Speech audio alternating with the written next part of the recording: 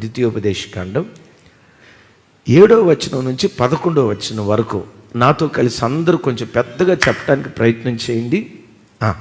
నీ దేవుడైన యెహోవా నీకిచ్చుచున్న దేశమందు నీ పురములలో ఎక్కడనైనను నీ సహోదరుల్లో ఒక భేదవాడు ఉండిన యెడల భేదవాడైన నీ సహోదరుని కరుణింపకుండా నీ హృదయమును కఠినపరుచుకోకూడదు.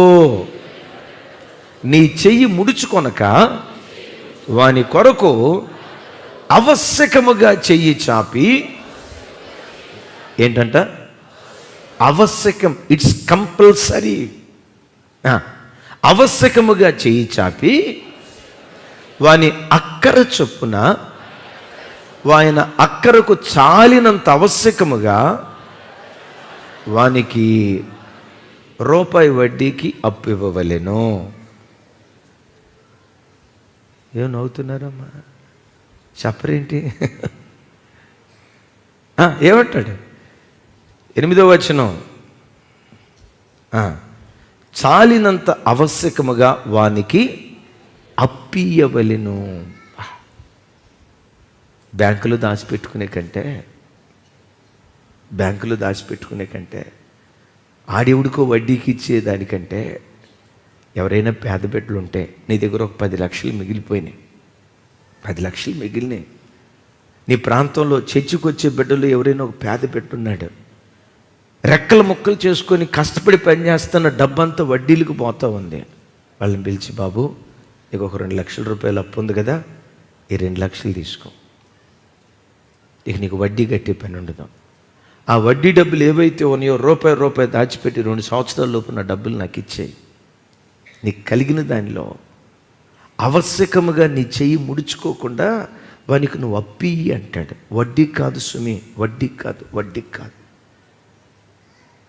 ఆ తర్వాత మాట అంటాడు, విడుదల సంవత్సరమైన 7వ సంవత్సరము సమీపించినప్పుడు చెడ్డ తలంపు నీ మనస్సులో పుట్టకయుండునట్లు జాగ్రత్త పడు.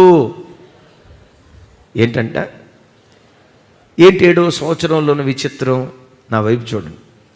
ఇశ్రాయేలీకి ఒక 100 ఎకరాల పొలం ఉంది అనుకోండి, రమేష్ బ్రదర్కి ఒక 100 ఎకరాల పొలం ఉంది అనుకోండి. ఆమెను అనుకోయా, రవి ఒక 100 ఎకరాలు నీకు ఉంది అనుకో.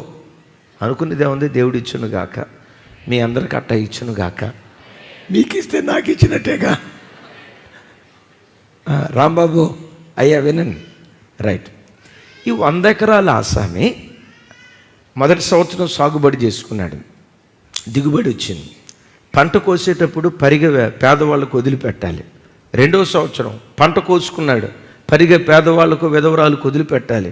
3, 4, 5, 6 సంవత్సరాలు పంట పండించుకున్నాడు. 7వ సంవత్సరానికి వచ్చేసరికి ఇశ్రాయేలీయులకు దేవుడిచ్చిన నియమం ఏంటో తెలుసా? 7వ సంవత్సరము పంట మీరు పండించకూడదు. మరి మా పంటలో మా పొలంలో ఎవరు పండించాలి? అది పేదలకు విడిచిపెట్టండి, విధవరాండ్రునికి విడిచిపెట్టండి, అనాథలకు విడిచిపెట్టండి. మీ పొలంలో ఆ 7వ సంవత్సరం వారు సాగుబడి చేసుకునేటట్లుగా వాళ్ళకు వదిలిపెట్టండి. ప్రభా, కౌలు ఎంతకి ఇవ్వమంటావు? 1,00,000 అంటాడు. పైసా కూడా కౌలు తీసుకోవద్దు. 7వ సంవత్సరం ఆ పేదవాళ్ళు పండించుకునేటట్లుగా ఉచితంగా ఆ భూమిని వాళ్ళకి ఇచ్చేసేయండి. మరి ఉచితంగా ఇస్తే మా బతుకేం కావాలా అని అంటారా? 6వ సంవత్సరమే 2 సంవత్సరాలకు సరిపడా పంట నేను మీకు ఇవ్వబోతున్నాను. ఒక్కళ్ళు కూడా ఆమెను చెప్పలా. 6వ సంవత్సరమే 2 సంవత్సరాలకు సరిపడా పంట నేను మీకు ఇవ్వబోతున్నాను. 7వ సంవత్సరం మీరు తినగా మరలా మొదటి సంవత్సరానికి వచ్చేసరికి పంట మిగిలేటట్లుగా మీ పంట నేను ఆశీర్వదిస్తా. గమనించండి, 6 సంవత్సరాలు కలువు చేసుకొని ఒక మాట అడుగుతా. ఏమండి, ఒక మాట అడుగుతా. 6 సంవత్సరాల జీతం నువ్వు అనుభవించు, దశంభాగం ఇచ్చే దేవునికి. 7వ సంవత్సరం జీతం అంతా పేదవాళ్ళకు పంచిపెట్టాను అన్నావు అనుకో, జర్మీ అన్నావు, వచ్చే ఆదివారం నుంచి మీ చర్చికి రా, ఇంకా ఇది మా చర్చి అయినట్టు. నీకొక దండం, నీ వాక్యానికి ఒక దండం, మా కష్టాతీతం తీసుకెళ్ళి ఆడెవడికో పంచి పెట్టాలా? నా ప్రభు బిడ్డలారా, పేద బిడ్డలకు నీళ్ల మీద నీ ఆహారం వేయి, నీ పిల్లలు ఆశీర్వాదాన్ని అనుభవిస్తారు. పెద్దగా చెబుతాం, చెప్పేదేదో మరోసారి హల్లెలూయా. నీ పిల్లలు ఆశీర్వాదాన్ని అనుభవించేటట్లుగా దేవుడు కృప చూపిస్తాడు. రైట్, నెక్స్ట్ వచనం నాతో కలిసి చెప్పండి. నీవు నిశ్చయముగా వానికి ఇయ్యవలెను. నిశ్చయం అంటే కంపల్సరీ, అది దట్స్ ఇట్, కంపల్సరీ. నువ్వు నిశ్చయముగా వానికి ఇవ్వలేను.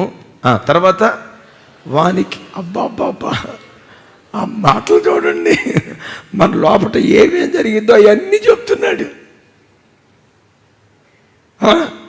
వానికి ఇచ్చినందుకు మనస్సులో విచారపడకూడదు.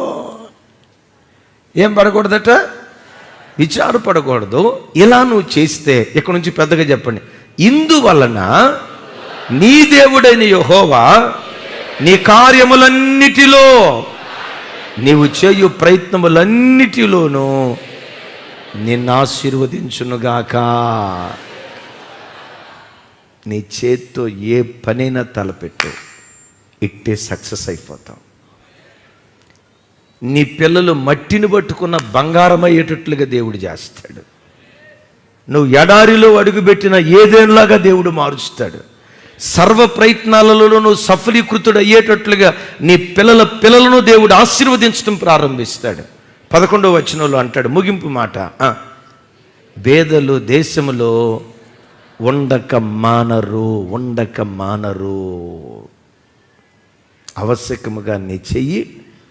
నా ప్రభు బిడ్డలారా, మనం సేవ ప్రారంభించినప్పటి నుండి అతిశయంగా చెప్పట్లేదు, కానీ నాకు కానీ దైవ సేవకురాలకు కానీ దేవుడిచ్చిన మనస్సు, పలానా కుటుంబం సంఘంలో ఇబ్బంది పడుతుంది, భక్తి కలిగి వ్యసనాలకు బానిసలై వ్యసనపరులుగా ఉంటూ బ్రతుకుతున్న వాళ్లకు సహాయం చేసినట్టుగా జ్ఞాపకం లేదు. ఎందుకంటే ఆ వ్యసనపరుడు వ్యసనంలో ఉన్నప్పుడు సహాయం చేస్తే ఈ డబ్బును దుర్వినియోగం చేసుకునే అవకాశం ఉంటుంది.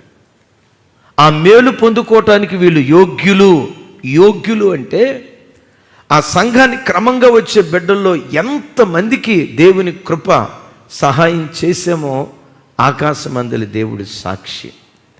కృపగల దేవుడు నేల మీద ఆహారం వేయటం ప్రారంభం నుంచి పేద బిడ్డలకు కలిగిన దానిలో, మేం పేద స్థితిలో ఉన్నప్పుడే పేద బిడ్డలకు సహాయం చేయటం, నేల మీద ఆహారం వేయటం చూశాడు దేవుడు. చాలా దినాల తర్వాత ఎంత అద్భుతమైన పంట కోయటానికి దేవుడు కృప చూపిస్తున్నాడు. జస్ట్ తమ్ముడు ఆ వీడియో ఒకసారి చూపించు. జస్ట్ ఒక గత వారం లాస్ట్ వీక్ నేను ఏలూరు వెళ్ళాను. అమలాపురం నుంచి ఏలూరు వచ్చాను. దైవజనులు బేర్షబా సాల్మన్ రాజయ్య గారి చర్చిలో వాక్యం చెప్పాను. మంచి సేవకులు. ఆ తర్వాత రోజు జ్యోతిరాజు గారు ఏలూరు, చాలా మంచి సేవకులు. వాళ్ళిద్దరూ ఆ పట్టణానికి అనేక ప్రాంతాలకు దీవెన కారణమైన సేవకులు. జ్యోతిరాజు గారి దగ్గర వాక్యం చెప్పి వారి దగ్గర భోజనం చేసుకొని తిరిగి వస్తున్నాను. సరిగ్గా విజయవాడ ప్రాంతానికి వచ్చే ముందు ఏలూరు నుంచి మన లైవ్ చూసే ఒక తల్లి, నేను ఆ మీటింగ్కి వెళ్ళే ముందే ఫోన్ చేసింది. నేను లిఫ్ట్ చేసి, తల్లి ఇప్పుడు నేను మాట్లాడలేను, మీటింగ్ అయిపోయిన తర్వాత మాట్లాడతాను. సరే, హైదరాబాద్ బయలుదేరి వచ్చేటప్పుడు విజయవాడ ప్రాంతానికి వచ్చేసరికి ఆ తల్లికి ఫోన్ చేశా. ఏంటమ్మా ఫోన్ చేశారని. అయ్యా మీకు ఒక వీడియో పంపిస్తాను, ఆ వీడియో చూసి ఒకసారి మీరు ప్రార్థన చేయండి అయ్యా అని ఒక వీడియో పంపించి, ఆ తల్లి ఏం చెప్పిందంటే, ఆ వీడియోలో ఒక దైవ సేవకుడు యాక్సిడెంట్లో అగ్నిమంటల్లో కాలిపోతూ రోడ్డు మీద పడిపోయి ఉన్నాడయ్యా, ఆయన సేవకుడని తెలిసింది. మీకు మీ మనస్సు, మీ పరిచర్య ఎలాంటిదో నాకు తెలుసు, మీరు సహాయం చేస్తారని నేను ఈ వీడియో పంపిస్తున్నానయ్యా, ఒకసారి పంపించండి ఒక వీడియో పంపించింది ఆ తల్లి. ఒకసారి ప్లే చేసిన. యువతలైన దైవ సేవకుడు.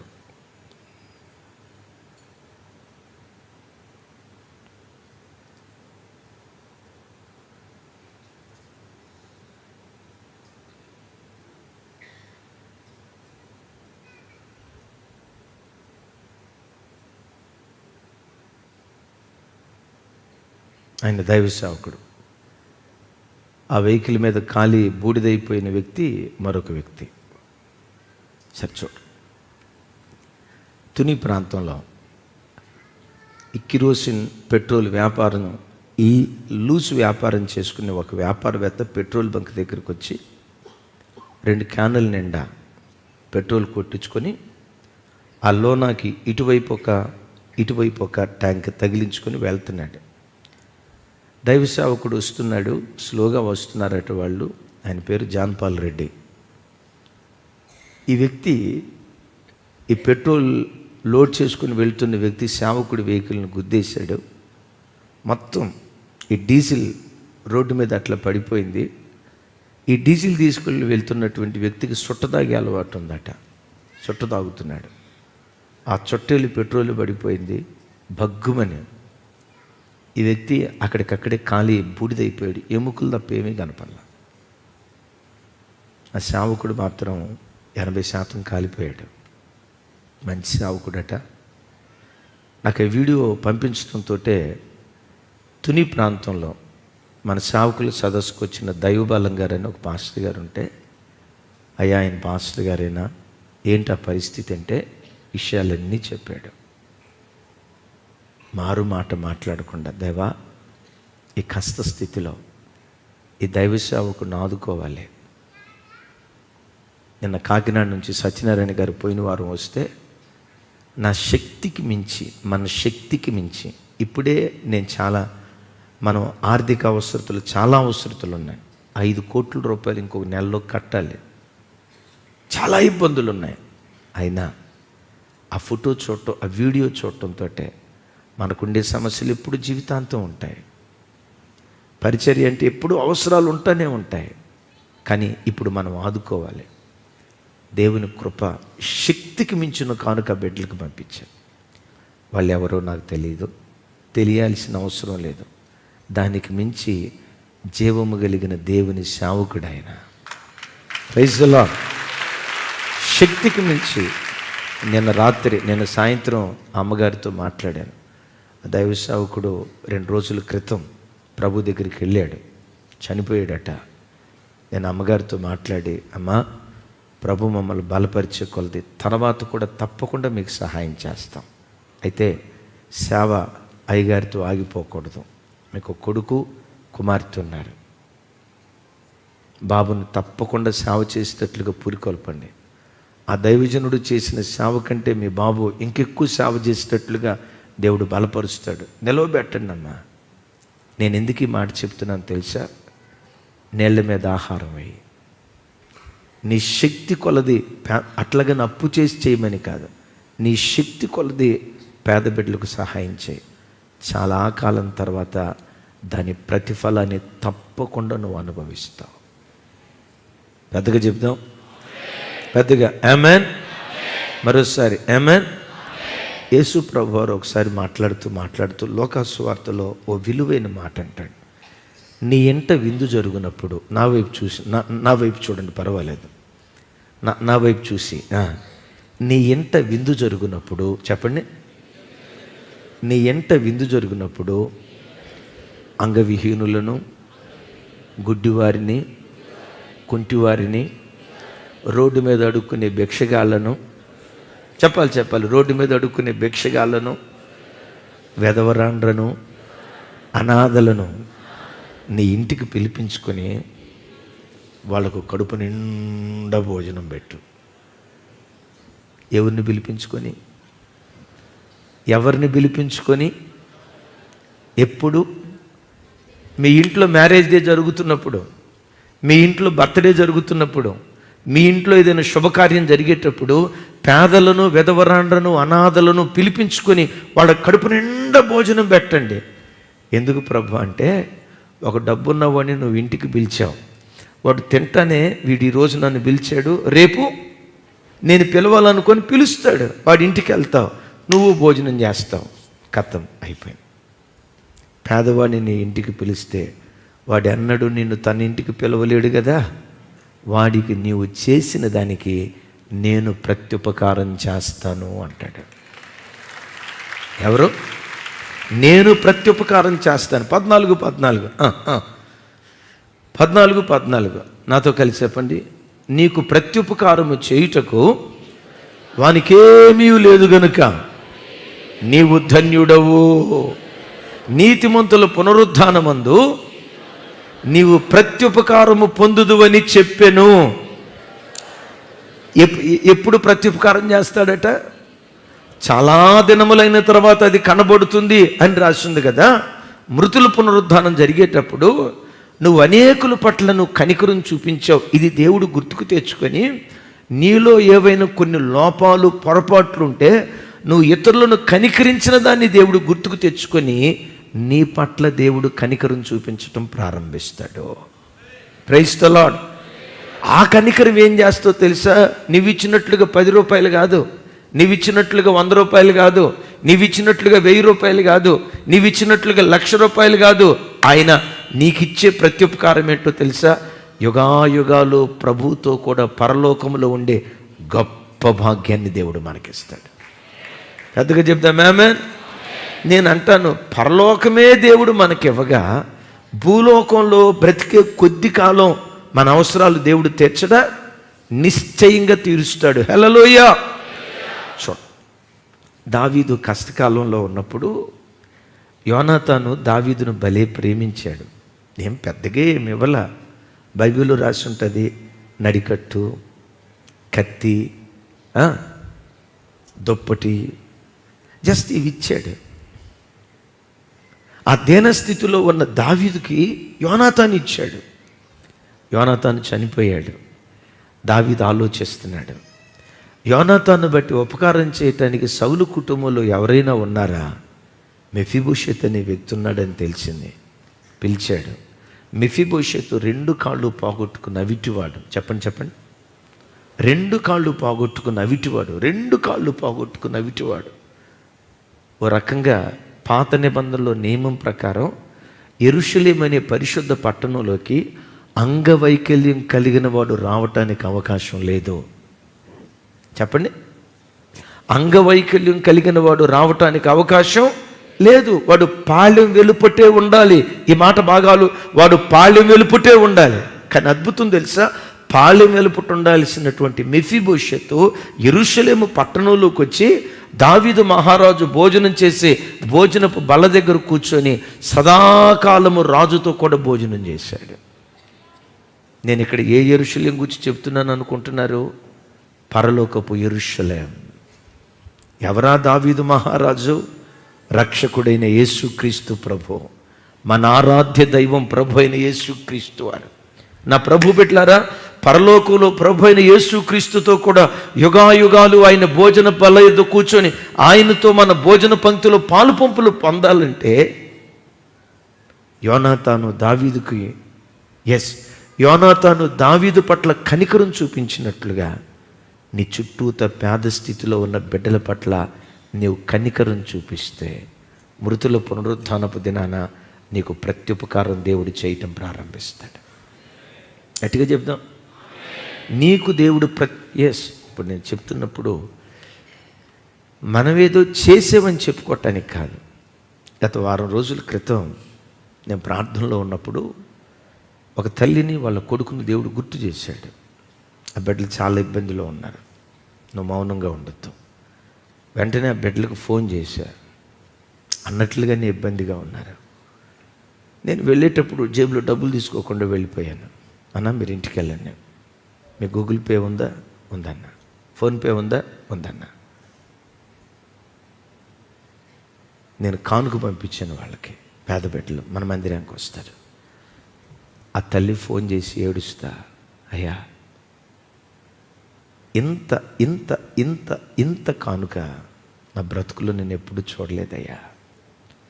నీకు అమ్మగారికి ఉన్న మంచి మనసు దేవుడు చూసే ఈ పరిచర్యని ఎంత ఆశీర్వదించాడయ్యా. అట్లాగని బిడ్డలారా, మేము సమృద్ధిలో ఉండేవ్వలేదు. ఈరోజే కాదు, ప్రారంభం నుంచి మా శక్తికి మించిన పని మేము పెట్టుకుంటానే వచ్చాం. ప్రభు రాకడ వరకు ఈ కార్యక్రమం సాగుతుంది. ఇబ్బందులు ఉంటాయి, కానీ పేద బిడ్డల్ని ఎప్పుడు మనం జ్ఞాపకం తెచ్చుకోవాలి. నేళ్ల మీద ఆహారం వేస్తూ ఉండు, చాలా కాలం తర్వాత రేపటి నుంచి మనకు ఉపవాస ప్రార్థనలు ప్రారంభం కాబోతున్నాయి కదా. యేసు ప్రభు వారు అంటారు, నాకు ఇష్టమైన ఉపవాసం ఏదో తెలుసా? ఆకలిగా ఉన్న వారికి ఆహారం పెట్టడం, దిగంబరిగా ఉన్న వాళ్లకు వస్త్రం ఇవ్వటం, దిక్కులేని పేద బిడ్డలను చారదీయటం, రక్త సంబంధికి ముఖం తిప్పుకోకుండా చెప్పండి ఆ మధ్యకి ఇద్దరు భార్యాభర్తలు ఎక్కడికో ఇల్లు వస్తున్నారు. వాళ్ళిద్దరూ వచ్చారు. ప్రైజులాడన్నా అన్నారు, ప్రైజులాడమ్మా అన్నాను. ఆ చెల్లి ఆ తమ్ముడు తెగ చెప్తున్నారు, అనయ్య పలానా చోట అనాథాశ్రమానికి వెళ్ళాం, 100 మంది అనాథాలు, వాళ్ళందరికీ బట్టలు ఇచ్చేసాం, కడుపు నిండా భోజనం పెట్టేశాం, బిర్యానీ తీసుకెళ్ళాం, దరిదాపు 35,000 రూపాయలు ఖర్చు అయింది. ఆ పేద బిడ్డల కళ్ళల్లో సంతోషం, అబ్బా ఇదంతా మాకు దీవెనగా మారిపోద్ది.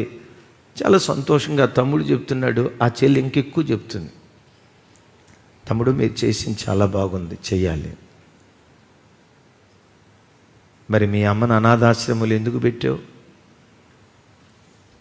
మీ అమ్మ ఎక్కడుంది తల్లి? మీ అత్త ఎక్కడుంది? వృద్ధాశ్రమంలో వాళ్ళని ఎందుకు పెట్టారు? బయట వాళ్ళ కనికరం చూపించకూడదని కాదు, మొదట నీ ఇంటి వారి పట్ల కనికరం చూపిస్తూ అట్ ద సేమ్ టైం చుట్టూతో ఉన్న వ్యక్తుల పట్ల కనికరం చూపించాలి. గమనించండి, బయట వాళ్ళకి దానకర్ణుడిగా కనపడి ఇంట్లో వృద్ధాప్యంలో ఉన్న అత్తామామలకు గయ్యాలి గంపలా కనపడ్డావు అనుకో, దానివల్ల కలిగే ప్రయోజనం ఏంటి? అలాగని బయట వాళ్ళకు చేయకూడదని కాదు. బైబిల్లో మనం చూస్తాం కదా, యోదయ గలలయ సమరయ ప్రాంతముల యందంతటా మీరు నాకు ముందు ఎక్కడ సాక్షులుగా ఉండాలి? ఇంటిలో సాక్షులుగా ఉండాలి. యేసయ్యకి మహిమ కలుగును గాక. బైబిల్లో రాయబడిన మాట, నీళ్లు పోయి వారికి నీళ్లు పోయబడతాయి. పెద్దగా చెప్పండి, పెద్దగా సౌండ్ పెంచాలా?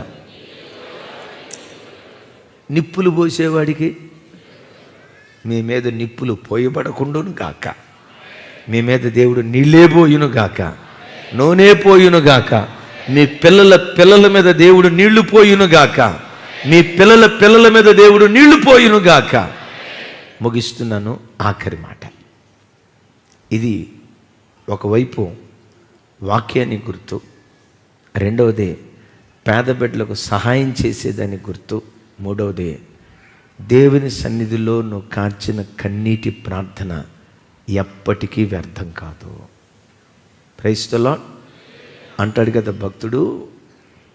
కదా భక్తుడు, కన్నీళ్లు విడిచుచు విత్తువాడు సంతోషగానముతో పనలు కోస్తాడు, పిడికడు విత్తనములు చేతబూని ఏడ్చుచూ పోయి విత్తువాడు పనలు మోసుకుంటా సంతోషంగా గంతులు వేస్తూ ఇంటికి వస్తాడు అంటాడు. దైవజనమ, కొన్ని సందర్భాల్లో మనం దేవుని సన్నిధిలో కన్నీళ్లు కారుస్తూ ప్రార్థన చేసినప్పుడు కొన్నిసార్లు ప్రార్థనకు వెంటనే జవాబు రాదు. ఎందుకు? కొన్నిసార్లు ప్రార్థన చేస్తే వెంటనే దేవుడు జవాబిస్తాడు. కానీ ఒకటి చెప్తాను, తొందరగా జవాబిచ్చిన ఆలస్యంగా జవాబిస్తాడనేది మాత్రం ఖచ్చితం. యేసు నామం పేరిట జవాబిస్తాడనేది ఖచ్చితం. కొన్నిసార్లు ప్రార్థన చేస్తే వెంటనే దేవుడు జవాబిస్తాడు. కొన్ని ప్రార్థనలు చేసినా, ఎంత ప్రార్థన చేసినా ఆలస్యం. దైవజనమా, నేను ఎంతగా నీళ్ల మీద ఆహారం వేస్తున్నాను, కన్నీళ్లు విడుస్తూ నా కొడుకు ఆరోగ్యం కొరకు ప్రార్థన చేశా, బాగుపడలేదే. నేను కన్నీళ్లు విడుస్తూ నా కుమార్తె భవిష్యత్తు కొరకు ప్రార్థన చేశా, కుమార్తె జీవితం బాగుపడలేదే. నా ఆర్థిక స్థితిగతులు బాగుపరచబడేటట్లుగా కన్నీళ్లు విడుస్తూ ప్రార్థన చేశా, బాగుపడలేదే. ఇంకెంతకాలం ప్రార్థన చేయాలి? ఎంత ప్రార్థన చేసినా ఇంతేలే అని అనుకోవద్దు. ఓ దైవజనుడిగా చెప్తున్నాను, దేవుడు నీ బ్రతుకులో ఎప్పుడైనా ఆలస్యం చేస్తాడేమో కానీ అలక్ష్యం చేయడం. మరొక అద్భుతం చెప్పంటారా? ఎంత ఆలస్యం చేస్తాడో అంత అద్భుతమైన ఈవిని దేవుడు తప్పకుండా నీకు అనుగ్రహిస్తాడు. నేల మీద ఆహారం వేయి, చాలా కాలము తర్వాత తప్పకుండా ఆ ప్రార్థనకు నువ్వు ప్రతిఫలం చూస్తావు. చూస్తానని నమ్మిన వాళ్ళు ప్రభుకు స్తోత్రాలు చెప్దాం. Praise the lord. హల్లెలూయా. ప్రభు బిడ్డలారా, గడిచిన సంవత్సరం ఉపవాస ప్రార్థన 21 దినాల ప్రార్థనలో ఎన్నో ప్రార్థనలకు దేవుని కృపను బట్టి మన ప్రార్థనలకు దేవుడు జవాబిచ్చాడు. నమ్ముతారా? ఒకవేళ ఇంకా ఏ ప్రార్థనలైనా మిగిలిపోయి ఉంటే ఈ సంవత్సరం ప్రార్థన చేద్దాం. ఆ ప్రతి ప్రార్థనకు నిశ్చయంగా జవాబు పొందుకునేటట్లుగా నా దేవుడు కార్యం చేయబోతున్నాడు.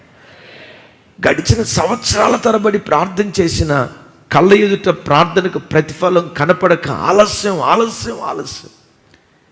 20 సంవత్సరాల నుంచి నా ప్రభువుని రుచి చూసిన ఓ దైవ సేవకుడిగా, 27 సంవత్సరాల నుంచి ప్రభుతో అనుబంధం కలిగిన ఒక విశ్వాసిగా చెప్తున్నాను, ఏ విశ్వాసి జీవితంలో అయినా దేవుడు ఆలస్యం చేశాడు అంటే వాడికి అద్భుతమైన దాన్ని దేవుడు ఇవ్వబోతున్నాడు. షిలోహు ప్రార్థనా మందిరానికి ఎంతోమంది కన్యలతో వచ్చేవాళ్ళు. ఒక తల్లి నిలబడి సాక్ష్యం చెప్పింది, గత సంవత్సరం సంతానం లేని స్థితిలో వచ్చా, నేను ప్రార్థన చేశా, సంవత్సరం గడిచేలోపు నా గర్భం దేవుడు తెరిచాడు, దేవుడు నా ప్రార్థన విన్నాడు, చక్కటి కుమార్తెనిచ్చాడు అని ఒక తల్లి సాక్ష్యం చెప్తుంది. అప్పటికి కొన్ని సంవత్సరాల నుంచి అదే మందిరంలో సంతానం కొరకు ప్రతి ఏడాది మందిరానికి వచ్చి ఏడుస్తూ కన్నీరు మున్నీరుగా ప్రార్థన చేసే ఓ కన్నీటి ప్రార్థనా పరురాలు ఉంది. ఆ పేరేంటి? ఆ సాక్ష్యం విని దేవుడు అద్భుతం చేశాడు అని విని తను సంతోషించింది. అట్ ద సేమ్ టైం తన విషయానికి వచ్చేసరికి ఎందుకు జరగలేదా కృంగుదల. ఆ తల్లి ఏడుస్తా, దేవా నేను ఎప్పుడు నా మందిరంలో సాక్ష్యం చెప్తానయ్యా, నా జీవితంలో అద్భుతం జరిగిందని ఈ తల్లి సాక్ష్యం చెప్తుంది, నా జీవితంలో అద్భుతం జరిగిందని ఈ తండ్రి సాక్ష్యం చెప్తున్నాడు, నీ అద్భుతాలు నేను చూసేది ఎప్పుడు? నేను ప్రార్థన చేస్తున్నా కదయ్యా, ఆ తల్లులు ప్రార్థన చేసినట్లుగా నేను చేస్తున్నా కదయ్యా, వీళ్ళు కన్నీరు కాచినట్లుగా నేను కూడా కన్నీళ్లు కారుస్తున్నాను కదయ్యా, మరి నా నోట సాక్ష్య మాట వినేది ఎప్పుడు? ఈలోపు ఇంకొక బ్రదర్ వచ్చి నిలవబడ్డాడు. గత సంవత్సరం భయంకరమైన అప్పులతో నేను అల్లాడిపోతా వచ్చాను, భయంకరమైన అప్పుల సమస్యతో కొట్టుమిట్టాడుతూ వచ్చాను, షిలోహు మందిరానికి వచ్చాను, ప్రార్థన చేసుకున్నాను. మరలా ఈ సంవత్సరానికి వచ్చేసరికి నా చేతులను ఇచ్చే చేతులుగా దేవుడు మార్చాడు, దేవుడు అద్భుతం చేశాడు అని ఈ తమ్ముడు సాక్ష్యం చెప్తున్నాడు. ఈ సాక్ష్యం వింటున్న హన్నమ్మ తల్లి, దేవా దరిదాపుగా కొన్ని సంవత్సరాల నుంచి నేను ఏడుస్తున్నానయ్యా, నేను సాక్ష్యం చెప్పేది ఎప్పుడు? నా నోట నువ్వు నవ్వు పుట్టించేది ఎప్పుడు? ఈ మందిరంలో నేను సాక్షి పెట్టగా నేను నిలవబెడేది ఎప్పుడు? నేల మీద ఆహారం వేస్తున్నాను, ఎప్పుడు ఇది ఫలించేది? దేవుని బిడ్డలారా, ఒకవేళ నువ్వు వస్తున్న మందిరంలో కూడా అందరి పిల్లలకు చక్కటి ఉద్యోగాలు వచ్చి, ఎందుకో నువ్వెంత ప్రార్థన చేసినా నీ పిల్లలకే ఉద్యోగాలు రాక దయనీయ స్థితిలో ఒకవేళ వారు కొట్టుమిట్టాడుతూ ఉంటే, దేవా నేను గర్భవతి అనేది మొదలుకొని నా కొడుకు కోసం ఏడ్చే కదా, వాడు ఎప్పుడు ప్రయోజకుడు అవుతాడయ్యా, వాడి ఆశీర్వాదాన్ని నా కళ్ళతో నేను చూడలేనా? కృంగిన మనస్సుతో హన్నమ్మలాగా నువ్వు ఏడుస్తూ ఉంటే హన్నములో నుండి దాను మొదలుకొని బేర్షెబ వరకు ప్రఖ్యాతిగాంచిన ప్రవక్తను పుట్టించినటువంటి దేవుడు నీ జీవితంలో కూడా ఒక వినూత్నమైన కార్యాన్ని తప్పకుండా నా దేవుడు జరిగిస్తాడు. ఎంత ఆలస్యం చేశాడో నీ పిల్లల ఉద్యోగ విషయంలో, నీ పిల్లల వివాహ విషయంలో, నీ కుటుంబంలో సమాధాన విషయంలో, నీ సంతాన విషయంలో, నీ వ్యాపారం ఏ విషయంలోనైనా దేవుడు ఆలస్యం చేశాడేమో. ఆలస్యం చేసినందుకు ఏడవకు, నా బ్రతికింతే అని అనుకోకు. ఎంత ప్రార్థన చేసినా నా సంసారం ఇంతే, నా కుటుంబానికి సమాధానం రాదో, నా భార్య మారదో, నా భర్త మారడు, నా ఆర్థిక స్థితిగతులు మారు, నా పిల్లలు మారు, ఎంత ప్రార్థన చేసినా ఈ ప్రార్థన ఉపవాసం నాకు ఆయాసాన్నే మిగులుస్తుంది కానీ నేను ప్రతిఫలాన్ని పొందుకోలేను అని పొరపాటును అనుకోకు. నెల మీద ఆహారం వేయి, చాలా దినాల తర్వాత అది తప్పకుండా మొలకెత్తుతుంది, నీ కళ్ళతో నువ్వు చూస్తావు. నేను నమ్ముతున్నానయ్య అన్న వాళ్ళు చప్పట్లు కొట్టు స్తోత్రాలు చెప్పు.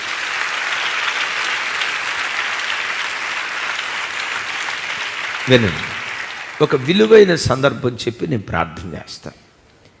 యేసు ప్రభు వారు 3.5 సంవత్సరాలు పరలోకపు తండ్రి సేవ చేసేటప్పుడు 12 మంది అపోస్తులు ఉన్నారు. ఈ 12 మందిలో ఎవరు కూడా యేసయ్య స్థాయికి తగినటువంటి వాళ్ళు కాదు. వాక్యం విన్నారు కానీ ఆ ఎదుగుదల ఏ వ్యక్తిలో చూడలేకపోయారు. యేసు ప్రభువారు శిలువ మరణానికి అప్పగించబడబోయే ముందు గెత్సెమనే తోటలోకి వెళ్ళేటప్పుడు, యెరూషలేము నుండి గెత్సెమనే తోటకు వెళ్ళేటప్పుడు ప్రార్థన చేసుకుంటూ వెళ్ళాడు. ఆ ప్రార్థన ఏమంటారంటే వాకింగ్ ప్రేయర్ అంటారు. చెప్పండి పెద్దగా. వాకింగ్ ప్రేయర్ అంటే చెప్పాలి. నడుచుకుంటూ వెళ్తూ యేసయ్య ప్రార్థన చేశాడు. ఆ ప్రార్థనలో 5 విషయాలు ఉన్నాయి. దేవా, యేసు ప్రభు వారి కొరకు చేసిన ప్రార్థనలో ఒక 5 ప్రాముఖ్యమైన విషయాలు ఉన్నాయి. ఆయన చేసిన ప్రార్థనలో మొట్టమొదటి విషయం ఏంటంటే నాశనపుత్రుడు తప్ప తతిమ 11 మంది, పర్లేదు చిన్న వదిలేసి, తతిమ 11 మంది దుష్టుడి చేతిలో పడకుండా వీళ్ళను కాపాడయ్యా అన్నాడు. రెండవది, సత్యమందు వీళ్ళను ప్రతిష్ఠ చేయయ్యా అన్నాడు. మూడవది, తండ్రి నీవు నేను ఏకమయ్యుండులాగున వీరు ఏకమై ఉండేటట్లుగా సహాయం చేయయ్యా. నాలుగవది, తండ్రి ఒకరినొకరు ప్రేమించుకునేటట్లుగా వీళ్ళకి సహాయం చేయయ్యా. ఐదవది, తండ్రి నేను ఎక్కడుంటానో నేనున్న స్థలములో నాతో పాటు వీరు కూడా ఉండులాగున వీరిని బలపరచయ్యా అంటాడు. Praise the Lord. వీటి కొరకు ప్రార్థన చేశాడు. అంటే యేసు ప్రభువు నడుచుకుంటూ వెళ్ళే ఆ ఆఖరి క్షణాల్లో వీళ్ళు ఏకమై ఉండాలి, వీళ్ళ మధ్యలో ప్రేమ ఉండాలి. ఎందుకు ఆ ప్రార్థన చేశాడంటే నేను గొప్ప అంటే నేను గొప్ప అని వివాదపడే మనస్తత్వం కలిగిన వాళ్ళు, వీళ్ళు దుష్టుని చేతిలో పడకూడదు ప్రార్థన చేశాడు. యేసు ప్రభు సిలువకు అప్పగించబడేటప్పుడు అందరూ పారిపోయారు. ఆ ప్రార్థనకు జవాబు రాలేదు అన్నట్లుగా అనిపించింది. అయితే యేసయ్య చేసిన ప్రార్థనకు వెంటనే జవాబు రాలేదేమో, కానీ ఆ తర్వాత ఏం జరిగిందో తెలుసా? నీళ్ల మీద ఆహారం వేయి, చాలా కాలం తర్వాత అది కనపడుతుంది అన్నారు కదా. గమనించండి, ఒకప్పుడు పారిపోయిన వాళ్ళే ఆ ప్రార్థన ఫలంగా ఇప్పుడు ప్రభు కొరకు ప్రాణం పెట్టేవారిగా మారిపోయారు. నా మాట మీకు అర్థమైందా? ఒకప్పుడు చిన్నదాని దగ్గర నిలవబడలేని పారిపోయినటువంటి వ్యక్తులు ఇప్పుడు ప్రభు కొరకు ప్రాణం పెట్టే వ్యక్తులుగా మారిపోయారు. అద్భుతం. 11 మందిలో ఒక్కడు కూడా దుష్టుడి చేతిలో పడలేదు. ప్రభు కొరకు సజీవ సాక్షులుగా ఆఖరి క్షణం వరకు బ్రతికారు. ఎందుకళ్ళు బ్రతికారు చెప్పమంటారా? మానవ భాషలో చెప్తాను. ప్రార్థించిన యేసయ్య చనిపోయాడేమో కానీ ఆయన సజీవుడు. మానవ భాషలో చెప్తాను, ప్రార్థించిన యేసయ్య చనిపోయాడేమో కానీ ఆ ప్రార్థన మాత్రం బ్రతికే ఉంది. ఆ ప్రార్థన ఫలాలు వాళ్ళు కోసుకుంటూనే ఉన్నారు. నేను గతంలో యూట్యూబ్లో ఒక అద్భుతమైన వర్తమానం, కొన్ని 1,00,000 మందికి పైగా ఆ వర్తమానం విన్నారు. ప్రార్థించిన నీకు మరణం ఉంటుందేమో కానీ నీ ప్రార్థనకు మరణం ఉండదు. గట్టిగా చెప్దాం ఆమేన్. నీ ప్రార్థనకు మరణం పొర్రపాటునుండదు. నేల మీద ఆహారం వేయి, చాలా దినాల తర్వాత తప్పకుండా అది కనబడుతుంది. ప్రభా వీళ్ళు ఏకమై ఉండాలి, వీళ్ళు ప్రేమతో ఉండాలి. 3.5 సంవత్సరాల్లో శిష్యుల మధ్యలో ఏకత్వం లేదు, ప్రేమ లేదు. యేసు ప్రభు వారు పరలోకానికి ఆరోహణమైన తర్వాత మేడగది మీద ఉన్నప్పుడు వాళ్ళు ఎలా ప్రార్థన చేశారని రాసింది? ఏక మనస్సుతో ఎడతెగక ప్రార్థన చేశారు. ప్రభు చనిపోయాడు కానీ ప్రభు చేసిన ప్రార్థన బ్రతికే ఉంది. Praise the Lord. నా ప్రభు బిడ్డలారా, నా చేతులెత్తి దీవిస్తున్నాను. గత సంవత్సరాల్లో ఎన్నో నీ ప్రార్థనలకు దేవుడు జవాబు ఇచ్చాడు. ఒకవేళ ఏ ప్రార్థనకైనా ఒకవేళ దేవుడు జవాబు ఇవ్వకపోతే నా చేతులెత్తి మిమ్మల్ని దీవిస్తున్నాను. ఈ 21 దినాలు ఉపవాస ప్రార్థనలో ఎన్నో ప్రార్థనలకు దేవుడు జవాబు దయచేయబోతున్నాడు. విడుదల దినాలుగా దేవుడు చేయబోతున్నాడు. సమాధానం ఇచ్చిన దినాలుగా దేవుడు చేయబోతున్నాడు. ప్రతిఫలాన్ని పొందుకున్న దినాలుగా దేవుడు చేయబోతున్నాడు. ఎప్పుడైనా ఏదైనా ఒక విషయంలో దేవుడు ఆలస్యం చేశాడంటే అవమానాలకు గురై ఎగతాళికి గురై ఇంకెప్పుడైతే నీ పిల్లల పెళ్ళి, ఇంకెప్పుడు నీ ఆర్థిక స్థితిగతులు చక్కదిద్దబడతాయి, ఇంకెప్పుడు నీ భర్త మారుతాడు, ఇంకెప్పుడు నీ ఆర్థిక స్థితిగతులు మార్చబడతాయి. ప్రజలు గుచ్చి ఎగతాళిగా మాట్లాడుతూ ఉంటే గత 3 రోజుల క్రితం లైవ్లో అరుణోదయ ప్రార్థనలో చెప్పాను, నరులు మా నెత్తి మీదకి ఎక్కునట్లుగా నీవు చేసితివి, మేము నీళ్ళల్లోనూ నిప్పుల్లోనూ పడితిమి, అయినను సమృద్ధి గల చోటుకి నీవు మమ్మను నడిపించి ఉన్నావు అంటాడు. Praise the lord. రైట్, ఈ 21 దినాలు నేల మీద ఆహారం వేద్దాం. ఈ 21 దినాలు అనేక విషయాల కొరకు దేవుని సన్నిధిలో ప్రార్థన చేద్దామా? గట్టిగా చేద్దామా? మరి ప్రార్థనకు వస్తారా? ఆ ప్రార్థనకు తప్పకుండా దేవుడు జవాబిస్తాడు. వాక్యపు విత్తనాలు విత్తుకుంటా వెళ్దాం. కన్నీటి ప్రార్థన చేద్దాం. ఒక రోజు రాబోతుంది, ఓ దైవజనుడిగా ప్రవచనం ఎత్తి చెప్తున్నాను, ఇదే భారతదేశాన్ని క్రైస్తవ ప్రధానమంత్రి పరిపాలన చేయబోతున్నాడు.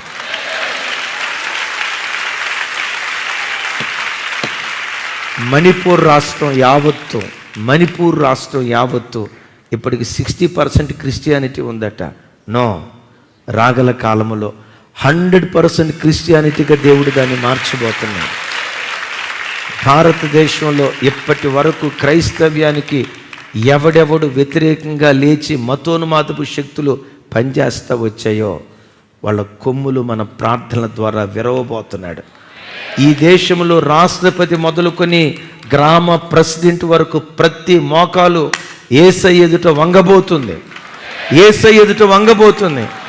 మనం చేయాల్సిన పని ఒకటే, నేళ్ల మీద ఆహారం వేసుకుంటా వెళ్దాం. మనం బ్రతుకున్న దినాల్లో మన కళ్ళతో కొన్ని ఫలాలు చూస్తాం.